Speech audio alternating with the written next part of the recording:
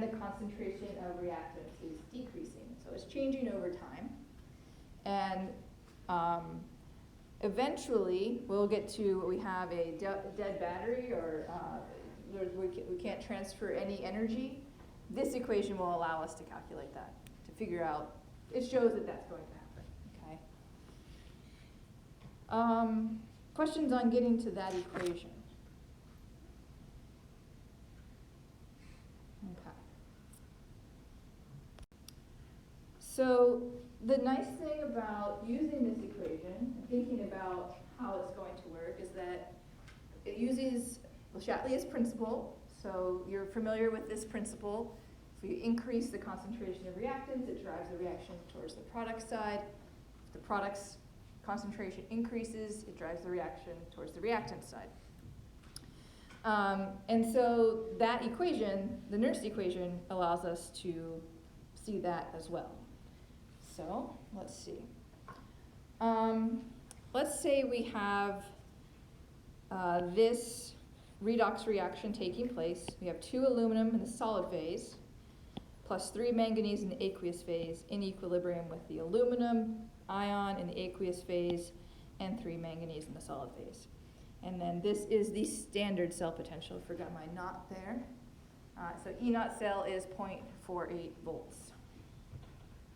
So when this reaction runs in the forward direction, and we start with 1 mole per liter of Mn2 plus, and then 1 mole per liter of Al3 plus, that's the cell potential. Okay. And keep in mind, because this is based on equilibrium, we don't have a concentration for our solid species, right? So those don't come into play. Okay, so if we increase the concentration of the reactants, we need to produce more products to regain equilibrium, just as you've seen before.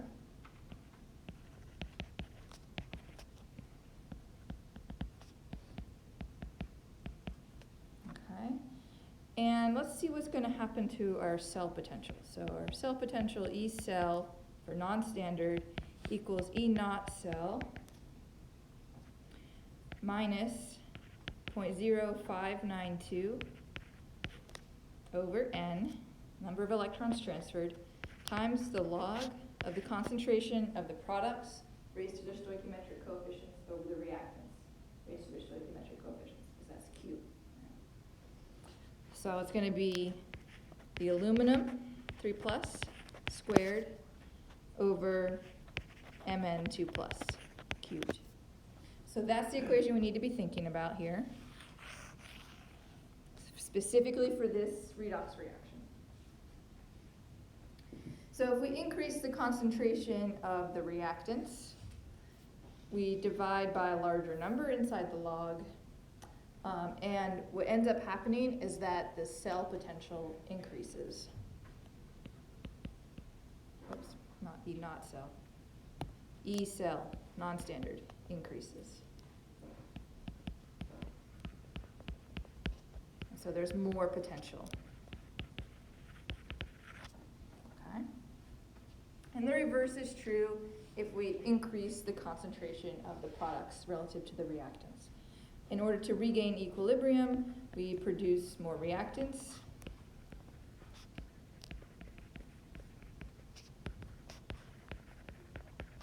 The reaction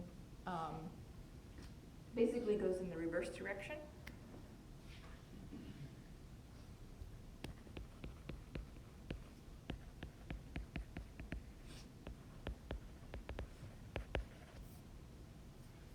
And what do you think happens to E cell?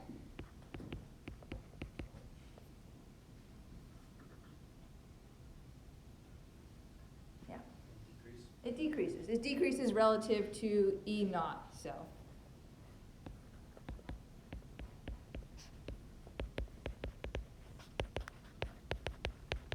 Okay, it doesn't go to 0, doesn't reverse sign, but it does decrease. And you think about what that means, and that really all we're manipulating is these concentrations. So that's really the only thing that changes, okay?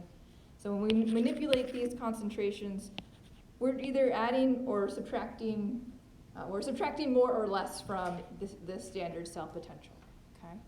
So that's what we're thinking about. I mean, we do eventually get to a point where we have 0 cell potential, but just in terms of increasing products, that's not going to necessarily get us there.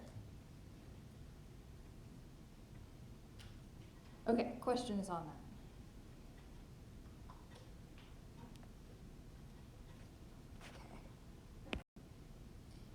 Okay, so let's apply this to that specific redox reaction. Let's calculate this cell potential if we have 1.5 molar Mn2 plus and 0.2 molar Al3 plus. So we're going to have larger amount of reactant than standard compared to the standard conditions, and smaller amount of product. So we should be driving the reaction towards the products, and this cell potential should be greater than the standard cell potential based on what we just saw, right? So let's look at our equation again. I like to write out the equation so I know what I'm working with and what I need to know. We didn't specify 25C here, but if that's the case, just if it's not specified, assume it's 25C.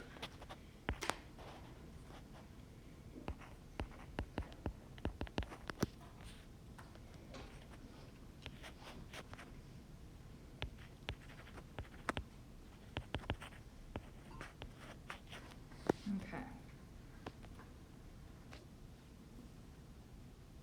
Somewhat legible. All right. So one of the first things we're going to need to do is figure out the number of electrons transferred. We're given concentrations, so we can put those into our expression. We're given the standard cell potential we can plug in. The only thing we don't know is the number of electrons transferred. So let's write the half reactions. Hopefully you're comfortable with this at this point. I'll let you work on that for a minute or so, and we'll regroup.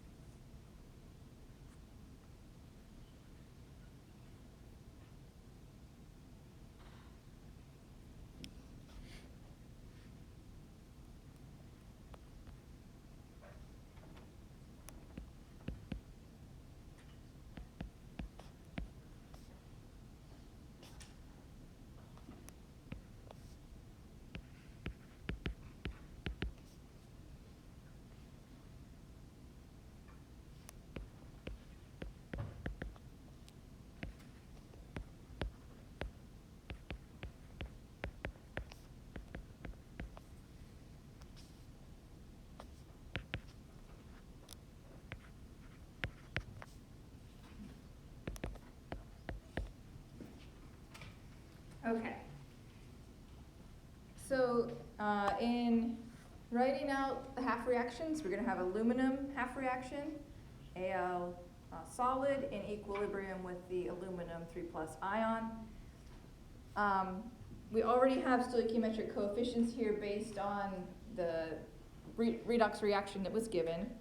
And so we have 2 Al3+, which is a total of +6 charge on the product side. So if we add 6 electrons, that gets us to overall 0 charge, which matches what we have on the reactant side. So you see 6 electrons here. And then for the manganese, we have 3 Mn2+ in equilibrium with 3 Mn. And again, adding 6 electrons gets us to a balanced half reaction. And so this is nice. We can see we have 6 electrons transferred. So that's our N in our Nernst equation. Okay. Questions on that? Okay. So everything else we can essentially plug into our Nernst equation. We're looking for E cell, non-standard. We know our E naught cell. Rewriting this equation one more time.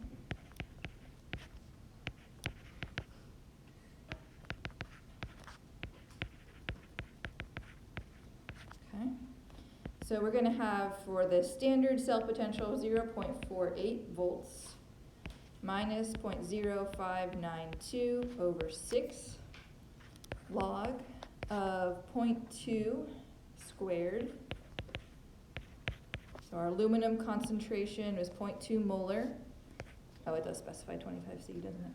And then 1.5 molar for the Mn2+, and that is cubed.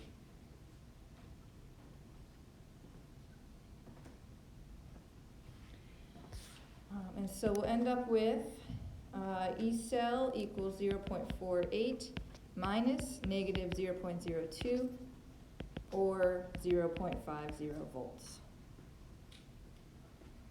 Okay, so our cell potential does increase relative to the standard. That's great. Probably did something right. Okay.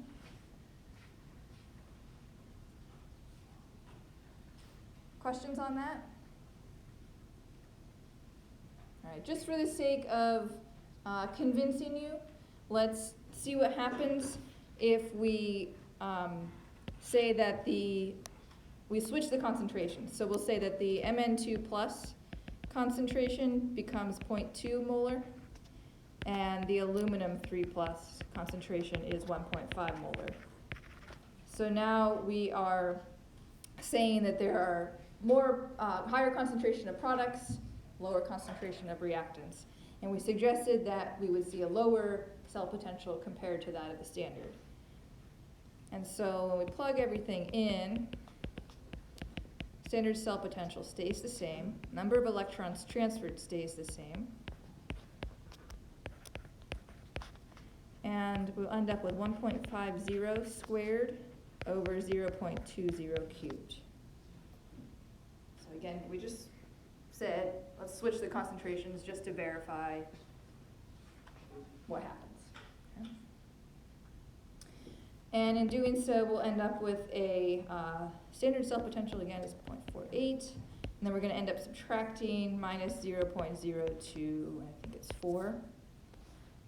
And so we'll get 0.46 volts for the cell potential. So mathematically, we can show that, yes, our Le Chatelier's principle holds, the cell potential changes based on concentration of reactants and products. Okay. Questions on any of that? So Nernst equation is for calculating cell potentials when you're not at 1 molar and you're not at 1 atmosphere if it's gases. Okay.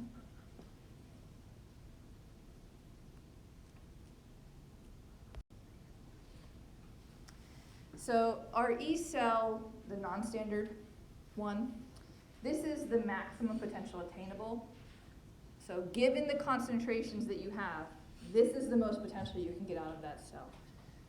And that is before the reaction begins. Once that reaction begins to flow, the electrons begin to flow, the concentrations start changing. And now the cell potential is going to change.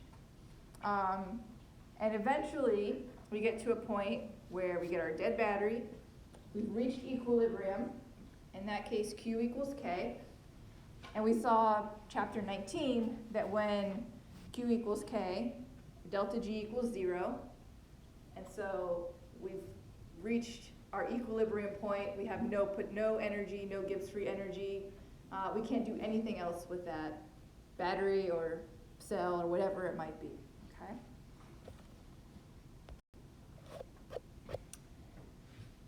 There's another type of redox reaction that can occur. These are kind of interesting, where you've got the same half reaction occurring in both sides of the electrochemical cell. The only difference is the concentration. So let's go back here. So in one side of this cell, we have a nickel ion in solution, nickel metal anode. Okay, electrons flow from the anode to the cathode. The cathode is also nickel, but the concentration of the nickel ion in this solution is much higher. It's 1 molar. Okay? So it's kind of interesting to think that you can actually make electrochemical cell when the reaction on both sides is the same. One of them is still oxidation, the other is reduction. But the only difference really other than that is the concentration. This cell will operate, will produce electrons until the concentrations are equal.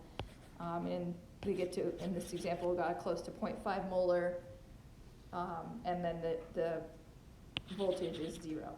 Okay? So let's look at specifically this example.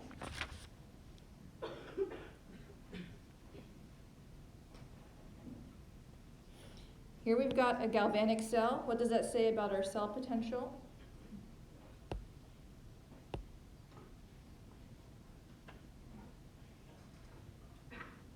Positive or negative? Positive? Everyone agree? Okay, good. I know many of you know that answer. And so let's see what would happen if we calculate our E cell using our typical reaction, where standard condition E cell. We would find that the reduction at the cathode minus the reduction potential at the anode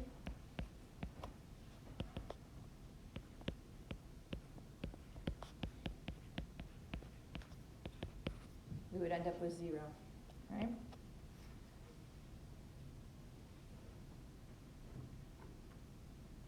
So if we have the nickel ion plus 2 electrons forming nickel solid as the reduction reaction, and then nickel solid forming nickel 2 plus 2 electrons as the oxidation reaction. That's what's happening in this electrochemical cell. And if we used our E cell not, we would find that we get 0 volts, right? So if your thinking is based off of this equation, you're like, this electrochemical cell is not going to work, right? But it does work, and we can use the Nernst equation to figure out how to make this work. So let's see. Let's write out our Nernst equation one more time.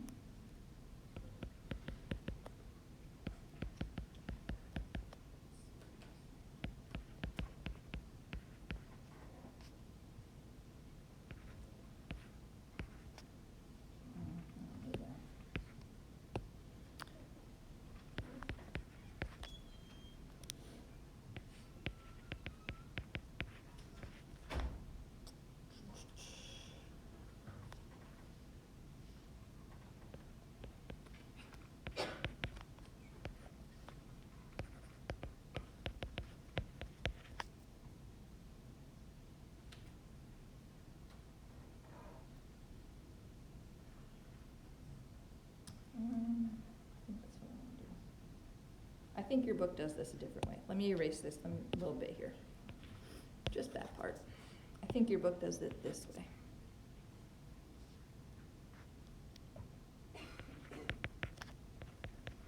Okay. DIL for dilute and CONC for concentrated.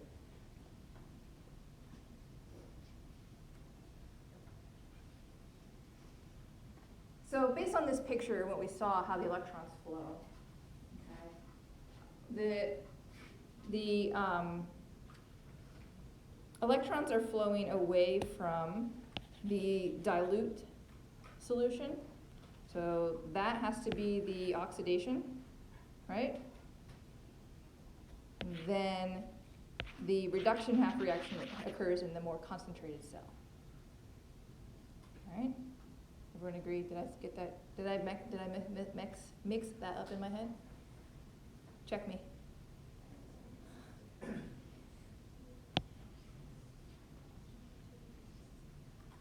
Okay.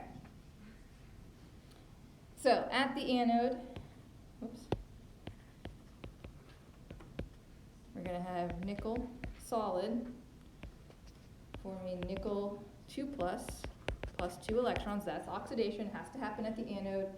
And this is for the dilute solution. Cathode, we're going to have nickel 2 plus concentrated plus 2 electrons forming nickel solid.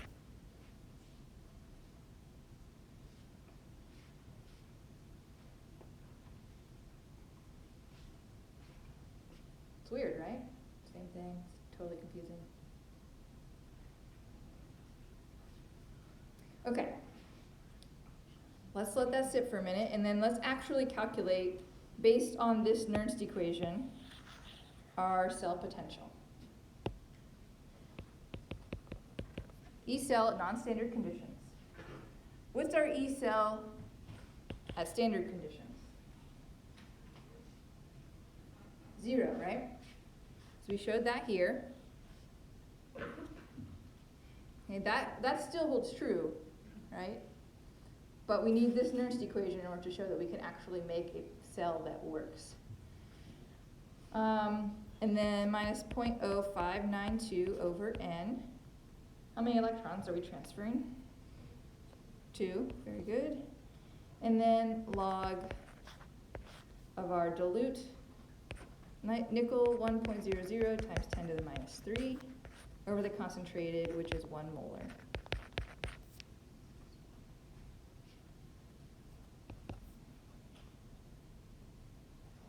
We're going to end up with 0.0888 volts.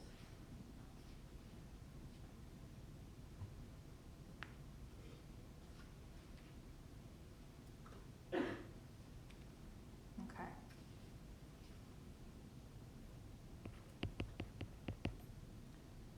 What would happen if we switched, like if we imagine switching those concentrations? You had 1 over 1 times 10 to the minus 3 instead. What kind of cell potential do you get?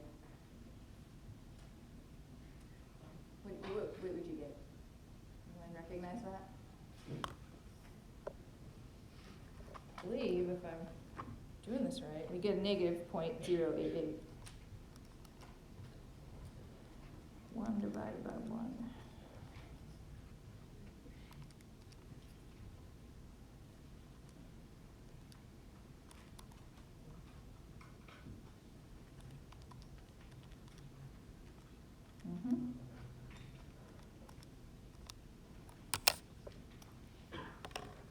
Okay, so you would end up with negative, if you switch these, right? So now you said in your head, you got it backwards, all right?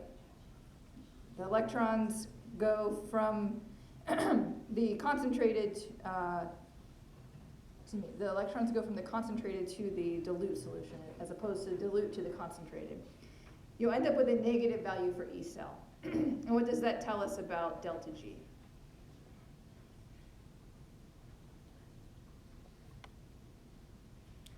If we get a negative value for E cell, let's say we end up with the negative 0.088, then we end up with a positive value of delta G, right?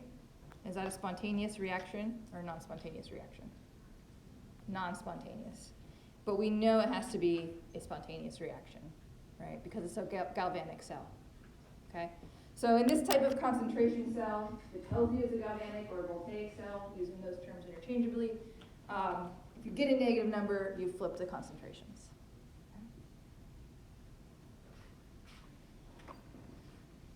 All right, questions on that?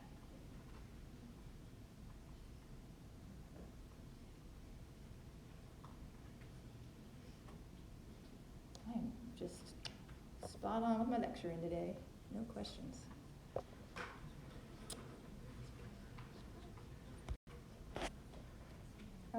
I did that here. All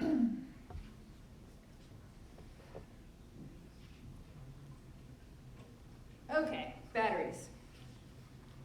Like I mentioned, you're not going to be expected to memorize these reactions that occur in batteries, but let's just sort of talk about the types of batteries, some of the reactions that take place, some of the design. We'll talk a little bit about a car battery, show that reaction, some of the alkaline batteries, which are your typical AAA, AA, 9 volts, cell phone batteries, lithium-based batteries. There's a couple of terms that your book uses, which I probably wouldn't normally use in my everyday life, but a primary cell is a battery that cannot be recharged. So this is your typical alkaline battery. A secondary cell is something that can be recharged. So your lithium battery is something that's in your phone, something like that, okay? So car battery is a lead acid battery, typically a 12-volt battery. Has 6 cells, 6 voltaic cells in series. So it's not just one cell, it's 6, but they're all connected. Each produces 2 volts, so it makes your 12 volt. At the anode, we have a lead solid. This is why you can't just dump a battery in your backyard like the people who owned the house before me did. And then the cathode is the lead oxide. And furthermore, the electrolyte solution is sulfuric acid. So this is why you don't really mess around with these types of batteries, because that sulfuric acid is concentrated and is dangerous if you get it on your skin. Okay. But if you use your battery in a normal way and with all the safety, you're fine. So the reaction that takes place in your car battery, we have our lead oxide solid plus lead solid with 2 sulfuric acid plus 2H plus forms lead sulfate plus water. And so I think the main reason why this is a good example to look at is all of that balancing of redox reactions that you did in acid. This is a great example of why. Okay? This is a redox reaction that takes place in acid.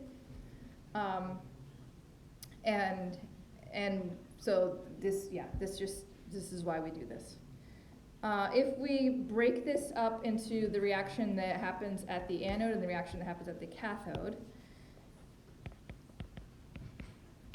we're going to have the lead oxide. I think if you were to take this reaction and say, okay, write the half reactions, that's a tricky problem. So we'll write it out. So the cathode is lead oxide plus HSO4 minus plus 3H plus 2 electrons forms the lead sulfate, PbSO4, plus 2 water. And notice there are 2 electrons transferred. At the anode, we're going to have lead solid plus HSO4 minus aqueous, forming lead sulfate, PbSO4 solid plus H plus, again, plus 2 electrons. Okay.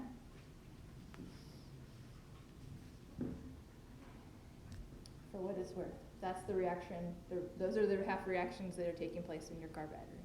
And think about that on your next road trip, eating animal crackers, thinking about batteries, whatever you do, I don't know. I go with sunflower seeds usually, that's my snack.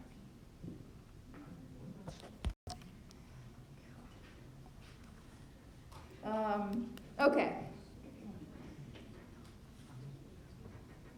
So the alkaline batteries. I think the alkaline battery design is kind of interesting. That's why I like to show this one. So the anode is a powdered zinc metal that's in a gel. And the cathode is a manganese oxide solid that's mixed with graphite in base. So when you let a battery sit too long in a device you haven't played with in forever, you open it up and it's got all that crust all over it, that's going to be a hydroxide, okay? All right, so the design of this battery is cool because it's not like, it doesn't look like an electrochemical cell. It's much more refined than that. And so what we have, this light gray is the, let's get it, zinc anode. Then the sort of darker brown color is the manganese oxide. So the zinc is the anode, the manganese oxides are cathode. And then this light brown color here, that's what they call an ion conducting separator, also known as a salt bridge.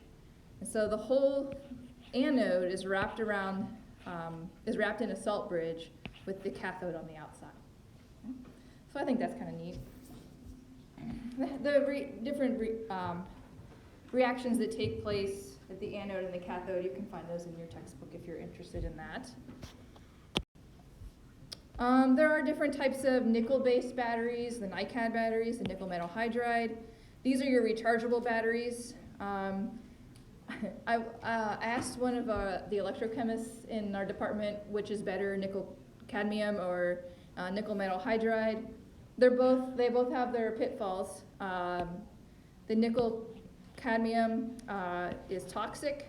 Cadmium is toxic. They're also very heavy batteries, but the nickel metal hydride could explode in your face. So either way, something's wrong. So that's why there are lots of people studying batteries at this particular point. Okay? Another reason is the lithium battery.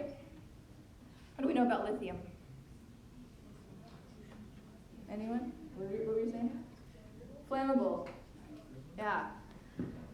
It's also, when we mine it, not great in terms of environmental things, but that's true for every metal, like, let's be honest. These are your typical rechargeable batteries. It's in your cell phone or your laptop, tablet, whatever it may be. They're relatively lightweight because of lithium being light. They have a high energy density, so they can store a lot of energy per mass and a lot of energy per volume. So that's why these are nice batteries. But again, various issues that go with this. Fuel cells, hydrogen fuel cells. Lots of work being done with these. It'd be nice to be able to drive a car that can be powered by hydrogen we can get from the atmosphere. That would be really cool. Instead of producing carbon dioxide and various other effluents, it would produce air and water. That's way better. Yeah. I think more of these because this is a great type of reaction with very little terrible things, environmentally speaking. And there's platinum involved with this, so let's see.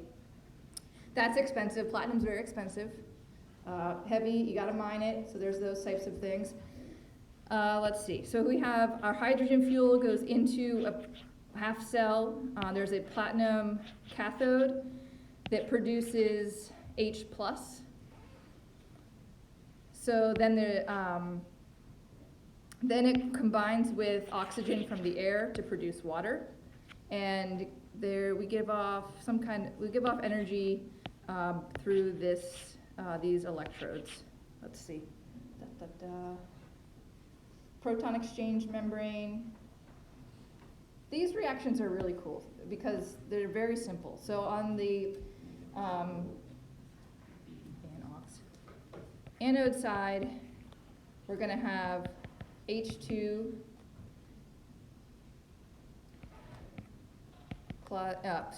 H2 forming 2H plus 2 electrons.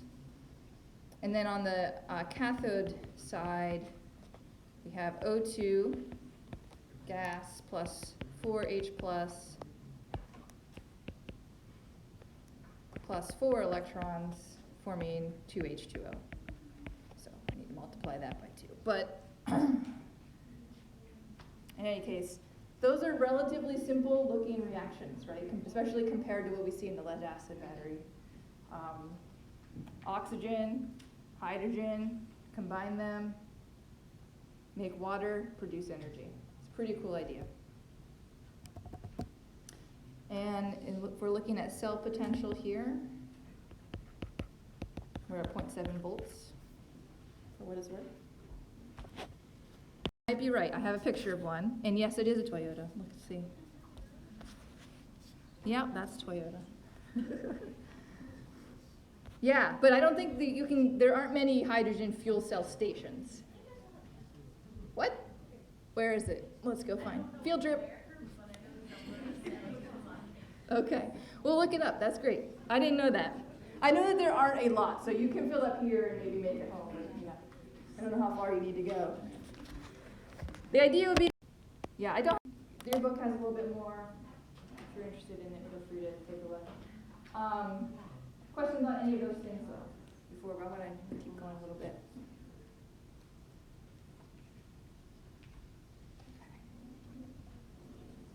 Much again, I don't have much on these batteries. Okay. All right, so electrolysis. This is not the hair removal. This is different. So here with electrolysis, we basically use an external energy source, depicted here as a battery. We make a non-spontaneous reaction occur. So this is different than the galvanic cell that we've been seeing, voltaic cell. This is a reaction that we need to supply energy to make happen. So we use external energy source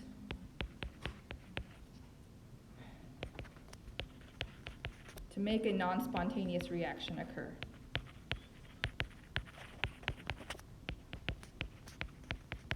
And the reason it's still part of this chapter and part of electrochemistry is because we're still pushing electrons. We're using the movement of electrons to make reactions happen. The types of things that we do with electrolysis, these are ways to obtain aluminum solid. You start with a molten salt. We'll do a couple examples. And you can make aluminum, you can make chlorine gas, lithium, magnesium, calcium, and sodium can all be made in this way. And so in this example, this picture, we have molten sodium chloride. So solid sodium chloride was put into a vat, heated to a high temperature, now it's a liquid. We have an anode and a cathode, and again, supplying some form of energy. For this molten sodium chloride, the goal would be to obtain sodium solid and chlorine gas. Both of those are useful. At the anode, we produce chlorine gas, so 2Cl-. Notice the liquid phase, kind of unusual, forming Cl2, so chlorine in the gas phase plus 2 electrons. So anode, we lost our electrons.